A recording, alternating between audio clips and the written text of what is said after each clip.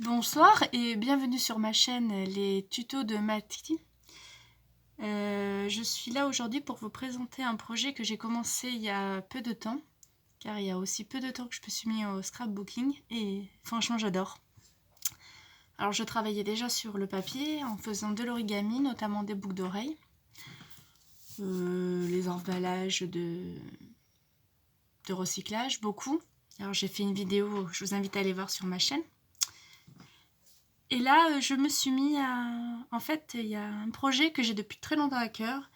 En fait, c'est un album de famille. Alors, j'avais acheté un vieil album sur une brocante il y a quelques temps de ça. Et le souci, en fait, c'est qu'il me plaisait pas. Alors, pas du tout. Jaune, une forme quelconque. J'ai dit non, c'est pas pour moi. Alors, par contre, je voulais pas le jeter. Et j'avais beaucoup de photos de famille à ranger. Donc il me fallait quelque chose d'assez conséquent. Et à l'époque, en fait, quand je l'ai acheté, je ne savais pas comment on pouvait créer des albums. Je les voyais sur des chaînes et autres, et je me disais c'est magnifique. Mais moi, est-ce que je suis capable de le faire? Après, il faut s'y mettre. Il ne faut pas hésiter à regarder des vidéos d'autres scrapbookers. Notamment, je pense à Marie Scrap, qui est géniale, qui explique très bien, et je vous invite à aller voir sur sa chaîne. Il y en a d'autres encore, hein. Je n'ai pas tous les noms en tête, mais franchement super. Elles m'ont appris plein de choses et voilà. Donc je voulais vous présenter le début de mon projet, ça peut donner des idées à certaines. Après la décoration intérieure, ça c'est au fil de chacun, même la couverture. Donc vous partez d'un album tout simple, comme on trouve un peu partout dans les magasins. Voilà. Pas très cher, hein, ça vaut entre 2 et 5 euros. Là, je vous dis, je l'ai trouvé dans un vide-grenier, je crois, ou une brocante, je sais plus. Une misère, et c'était surtout sa contenance qui me plaisait assez. Alors là, il est moins épais, parce que je vais vous expliquer pourquoi. Donc, je l'ai recouvert. Pareil, j'ai suivi des techniques que j'ai vues sur d'autres scrapbookers. Donc là, c'est une chemise cartonnée. Oui, oui, les intercalaires que l'on retrouve pour faire les classeurs. Ça, c'est tout simplement, en fait, une page de calendrier. Je pense que tout le monde a ça chez soi.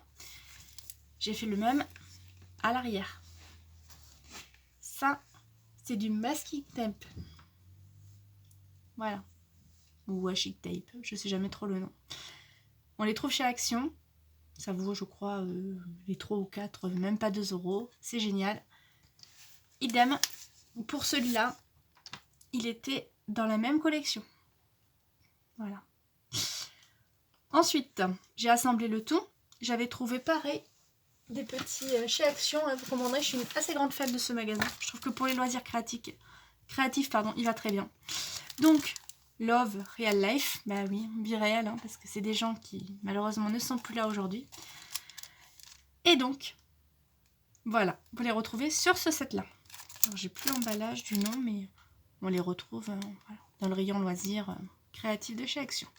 Donc, ils sont assez sympas. Il y a plusieurs formes, il y a plusieurs thèmes. Moi, j'ai pris dans ces couleurs-là.